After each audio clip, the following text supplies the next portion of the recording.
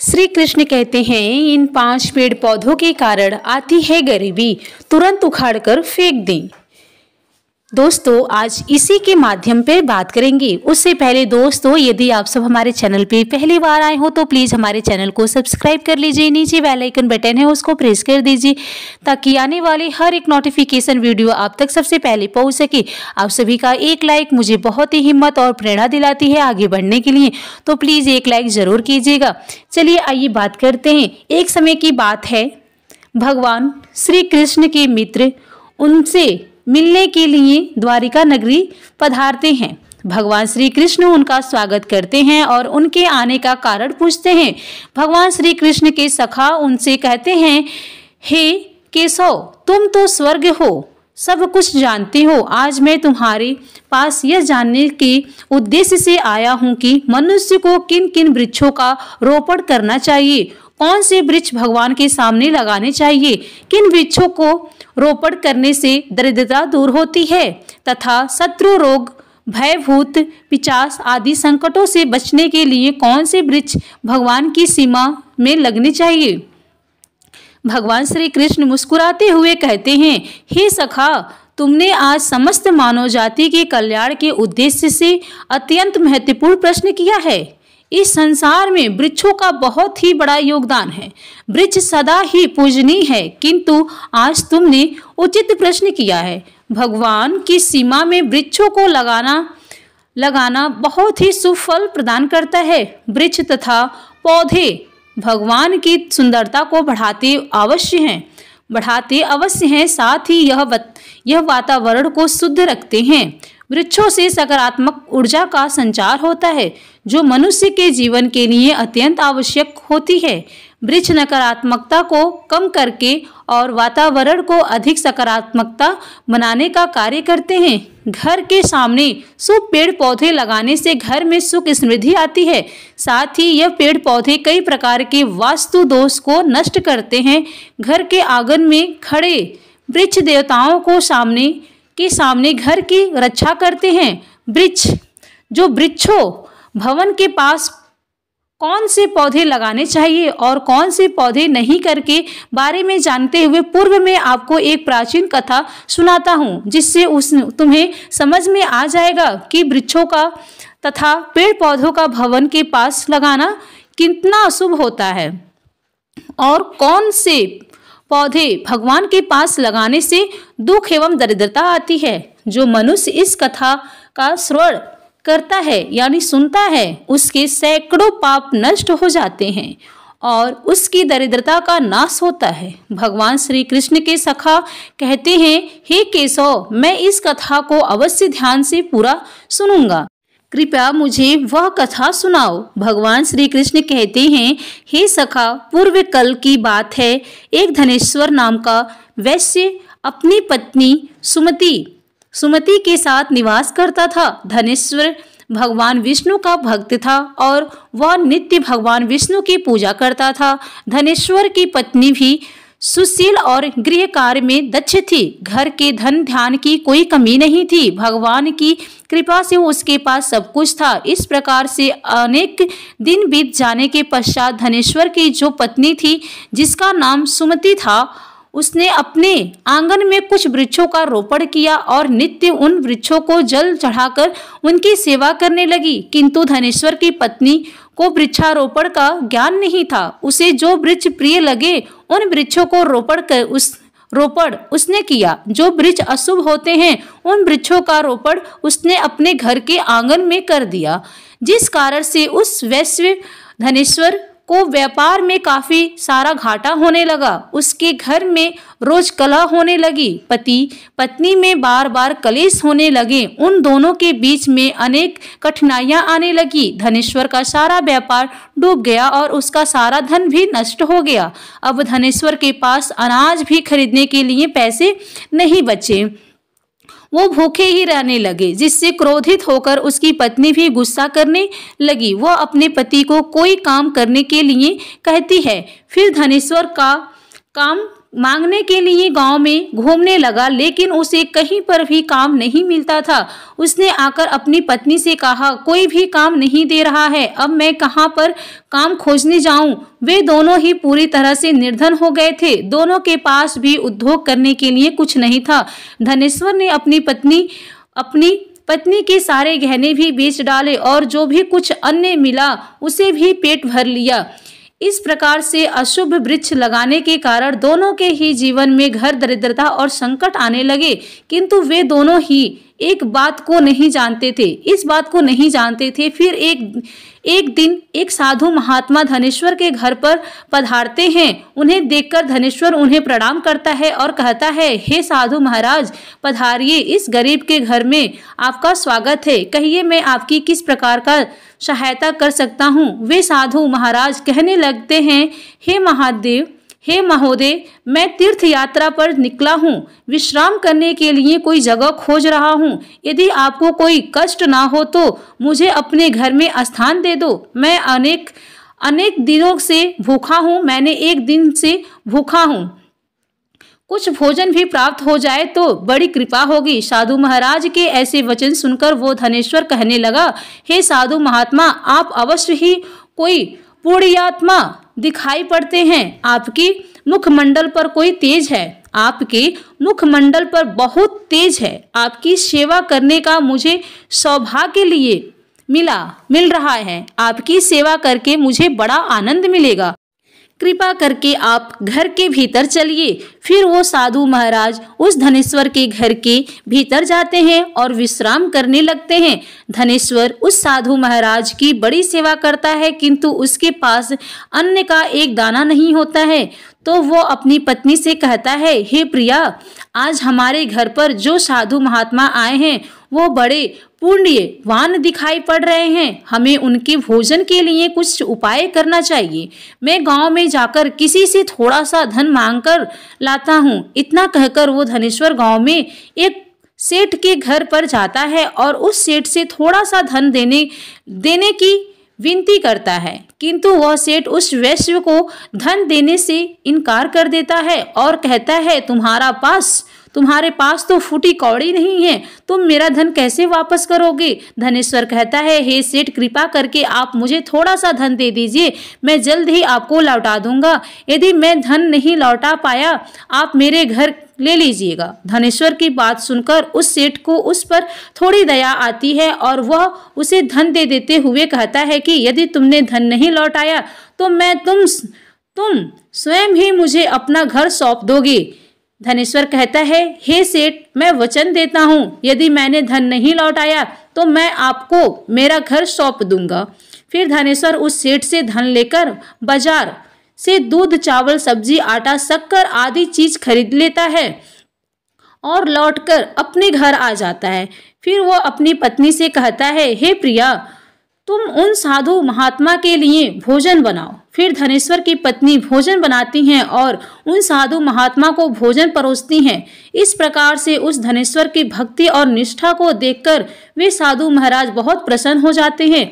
भोजन हो जाने के पश्चात वे जाते जाते उस धनेश्वर से कहते हैं, हे वैश्य, मैं तुम्हारी भक्ति और आदर सम्मान से अत्यंत प्रसन्न हूँ। तुम्हारी जो भी कामना है मुझे बताओ, मैं अवश्य पूरी करूँगा। तब वो धनेश्वर कहता है, आशीर्वाद ही हमारे लिए सब कुछ है, किंतु मैं आपसे यह जानना चाहता हूँ कि किस पाप के कारण मुझे दरिद्रता का दुख भोगना पड़ रहा है। हमने तो बहुत विष्णु की पूजा भक्ति की है, फिर हमारे जीवन में दरिद्रता क्यों आई है? इसका क्या कारण है और इस दरिद्रता को दूर करने के लिए मुझे क्या उपाय करना चाहिए? फिर वो साधु महात्मा कहते हैं, हे वैश्य, मैं जब तुम्हारे द्वार पर आ गया था तभी मुझे यह आहट हो गई थी कि तुम्हारे जीवन में घोर दरिद्रता और संकट आया हुआ है, क्योंकि तुम्हारे भवन के सामने जो वृक्ष है वही तुम्हारी दरिद्रता का कारण है। इसलिए तुम इन वृक्ष को हटाकर उनके स्थान पर शुभ पौधे का रोपण करो। तुम्हारी पत्नी ने तुम्हारे भवन के सामने जिन वृक्षों को रोपण किया है वो वृक्ष अशुभ वृक्ष है, उन्हीं के कारण तुम्हारी ऐसी दुर्दशा हुई है। धनेश्वर कहते हैं, हे महात्मा, कृपा करके मुझे बताइए कि घर के सामने कौन से वृक्ष लगाने चाहिए जिससे घर में सुख समृद्धि हो और कौन से वृक्ष नहीं लगाने चाहिए, कृपा करके आप मुझे विस्तार से समझाइए, मैं आपका बड़ा आभारी रहूँगा। फिर वो साधु महात्मा कहते हैं, हे वैश्य, कहीं का ठीक है, चलिए बताता हूँ। अब मैं तुम्हें उन शुभ वृक्षों के विषय में बताता हूँ जिन्हें घर के पास लगाने से शुभ फलों की प्राप्ति होती है। इसलिए तुम ध्यान पूर्वक सुनो। हे वैश्य, किसी जलाशय के समीप पीपल का वृक्ष लगाने वाले मनुष्य को जो फल मिलता है वो सैकड़ों यज्ञों के समान होता है। जब पीपल के पत्ते उस जलाशय में गिरते हैं तो वह पिंड के समान होकर पितरों को पितृ प्रदान करते हैं, जिससे सभी प्रकार के पितृ दोष समाप्त हो जाते हैं। जो मनुष्य नित्य स्नान करके पीपल को स्पर्श करता है वो सभी पापों से मुक्ति होता है और कभी पराजित नहीं होता। पीपल को स्पर्श करने से लक्ष्मी की प्राप्ति होती है और उसकी कृपा और साथ ही कृपा मिलती है। परिक्रमा करने से वायु में वृद्धि होती है। पीपल की जड़ में श्री विष्णु, तने में शिव जी और अग्रभाग में ब्रह्मा जी स्थित रहते हैं। अमावस्या के दिन पीपल को प्रणाम करने से जो फल मिलता है वो 1000 गाय के दान के बराबर होता है। इस संसार में पीपल के समान कोई वृक्ष नहीं है। साक्षात श्री हरि इस वृक्ष के बारे में बताते हुए कहते हैं, इस वृक्ष के रूप में पृथ्वी पर विराजमान है। पीपल के वृक्ष को चोट पहुंचाना अथवा उसकी टहनी तोड़ना महापाप माना जाता है। ऐसे मनुष्य नरक में रहता है और जो पीपल को जड़ से काटता है उसका कभी नरक से उधर नहीं होता है। ये हे वैश्य, अब मैं तुम्हें दूसरे वृक्ष के बारे में बताता हूँ। आंवले का फल समस्त लोकों में प्रसिद्ध है और परम पवित्र है। आंवले को लगाने से स्त्री और पुरुष जन्म मृत्यु के बंधन से मुक्त हो जाते हैं। यह पवित्र फल भगवान विष्णु को अत्यंत प्रसन्न करने वाला वह शुभ माना जाता है। इसको खाने से सभी पापों से मुक्ति मिलती है। आंवले खाने से आयु बढ़ती है। उसका जल पीने से रोगों का नाश होता है और आंवले को जल में मिलाकर स्नान करने से दरिद्रता दूर हो जाती है और सभी प्रकार के ऐश्वर्य प्राप्त होते हैं। जिस घर में आंवले सदा मौजूद रहता है उस घर में कभी दैत्य और राक्षस नहीं आते हैं। एकादशी के दिन अगर आंवला मिल जाए तो संसार के सभी तीर्थ से बढ़कर फल प्राप्त हो जाता है। अपने केस में आंवला लगाने वाले फिर से मृत्यु लोक पर जन्म नहीं ले पाता है। जिस घर के सामने आंवले का वृक्ष होता है, जिस घर पर आंवले का वृक्ष होता है वहां पर साक्षात लक्ष्मी नारायण निवास करते हैं और वहां पे राक्षस का वास नहीं होता है। और तीसरा ये है अशोक का वृक्ष। अशोक के वृक्ष में अप्सराओं का निवास होता है। यह वृक्ष शोक का नाश करने वाला तथा निराशा को समाप्त करने वाला होता है। इस वृक्ष को घर के पास लगाने से घर में सुख शांति बनी रहती है। अशोक का वृक्ष शीतलता और यौवन प्रदान करने वाला होता है। माँ लक्ष्मी ने जब देवी सीता के रूप में अवतार लिया था तब रावण द्वारा अपहरण करने के बाद उनका वास अशोक वाटिका में था। अशोक के वृक्ष ने माँ सीता की बहुत सेवा की थी, इसलिए माँ सीता ने अशोक वृक्ष को यह वरदान दिया था कि जिस भी स्थान पर यह वृक्ष होगा वहां पर उनका सदैव ही निवास होगा। चौथा ये है कि पाकड़ का वृक्ष प्रत्येक मनुष्य को पाकड़ का वृक्ष अवश्य लगाना चाहिए। यह वृक्ष लगाने से जो फल मिलता है वो महायज्ञ के समान होता है। कलयुग में मनुष्य यज्ञ नहीं कर पाएगा, इसलिए उन्हें एक पाकड़ का वृक्ष अवश्य लगाना चाहिए। पांचवा यह है कि नीम का वृक्ष लगाने से सूर्य देव प्रसन्न होते हैं। नीम का वृक्ष आयु प्रदान करने वाला माना गया है। इसे घर के पास लगाने से नाना प्रकार के रोगों से छुटकारा मिलता है। माँ लक्ष्मी को नीम के पत्ते अत्यंत प्रिय होते हैं, इसलिए वो नीम के वृक्ष के पास निवास करती है। घर के सामने नीम के वृक्ष का रोपण करने से धन संपत्ति की प्राप्ति होती है। छठा है जामुन का वृक्ष। यदि कोई मनुष्य कन्या प्राप्ति की कामना करता है तो उसे जामुन का वृक्ष अवश्य लगाने चाहिए। जिस मनुष्य के घर में सामने जामुन का वृक्ष होता है उसके घर में कन्या का जन्म होता है, जो फल जो कुल का गौरव बढ़ाती है। सातवां ये है कि बेल का वृक्ष। बेल के वृक्ष में भगवान शिव और गुलाब में देवी पार्वती का निवास है, इसलिए अगर बेल के वृक्ष के पास गुलाब का पौधा लगाया जाए तो शिव पार्वती का आशीर्वाद प्राप्त होता है। उस प्रकार उस घर में कभी दुख दरिद्रता नहीं आती है, उस घर में कभी अकाल मृत्यु नहीं होती है और कोई स्त्री विधवा नहीं बनती है। आठवां यह है कि नारियल का पेड़। नारियल किसी भी धार्मिक अनुष्ठान का आवश्यक अंग होता है, यह अत्यंत शुभ माना जाता है। घर के आंगन में नारियल का पेड़ होने से उस घर में हमेशा शुभता होती है और उस घर में सदस्यों का समाज में बहुत मान सम्मान होता है। सुंदर पत्नी की कामना करने वाले मनुष्य को अनार का वृक्ष लगाना चाहिए। पलाश का पेड़ ब्रह्म तेज प्रदान करता है, इसलिए इसका रोपण अवश्य करना चाहिए। वंश वृद्धि और संतान प्राप्ति की कामना करने के वाले मनुष्य को अंकोल का वृक्ष अवश्य लगाना चाहिए। अगर मनुष्य किसी बीमारी से पीड़ित है तो उसे खैर का वृक्ष लगाना चाहिए। खैर का वृक्ष लगाने से बड़े बड़े रोग कष्ट हो जाते हैं, रोग नष्ट हो जाते हैं। यह वृक्ष आरोग्य प्रदान करने वाला होता है। साथ ही मोगरे के पेड़ में गंधर्व निवास करते हैं, इसलिए इस पौधे का रोपण अपने घर के पास करने से कार्यों में सिद्धि और शुभ फलों की प्राप्ति होती है। खासकर कला के वृक्ष में काम करने वाले लोगों को ये पौधा अवश्य लगाना चाहिए। यदि किसी मनुष्य को चोर और लुटेरों का भय सता रहा है तो उसे अपने घर के पास बैत का वृक्ष जरूर लगाना चाहिए। यह वृक्ष चोर लुटेरों को भयभीत करता है और घर की रक्षा करता है। चंदन और कटहल के वृक्ष पूज्य और लक्ष्मी प्रदान करते हैं।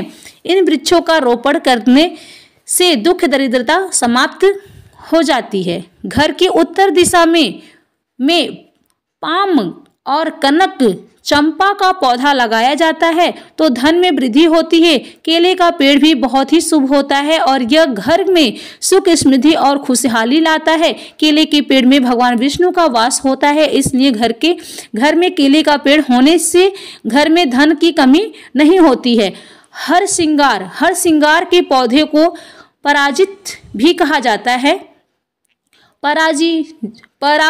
पारिजात भी कहा जाता है। उसकी उत्पत्ति समुद्र मंथन के समय हुई थी और माँ लक्ष्मी भी समुद्र मंथन से ही प्रकट हुई थी, इसलिए पारिजात के पौधे का बहुत अधिक महत्व है। यदि इस पौधे को अपने घर पर लगाते हैं तो आपको माँ लक्ष्मी की विशेष कृपा प्राप्त होती है। मनुष्य को कभी भी ताड़ का वृक्ष नहीं लगाना चाहिए। ताड़ का वृक्ष संतान का नाश करने वाला होता है।